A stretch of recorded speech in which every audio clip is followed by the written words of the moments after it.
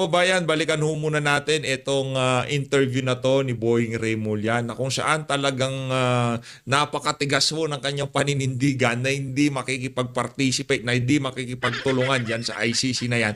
Kaya marami hong nagalit dito kay Boying Remulla dahil dyan sa mga pronouncement niya na yan sa mga nakalipas na panahon. Pakinggan nyo ho ito mga kababayan. Ito ang ating DOJ Secretary. Hindi natin sila kailangan sa ating bansa. Hindi natin sila gustong pumunta rito. Nako, hindi At natin sila wag gusto silang pumunta. pupunta rito. Nako po. Sapagkat ang gagawin nila ay usurpation of authority ng Philippine government. Nako, Magkakaproblema dyan. tayong lahat. Pag ginawa nila yan, Magkakaproblema. they'll be violating our law. Ang ICC kailangan niya ng mga bansa katulad ng Sudan, Somalia, Haiti, Haiti, siguro sa ibang lugar sa Afghanistan. o ibang lugar sa Afghanistan. Ang layo naman ho ng Pilipinas doon sa mga nabanggit nyong bansa.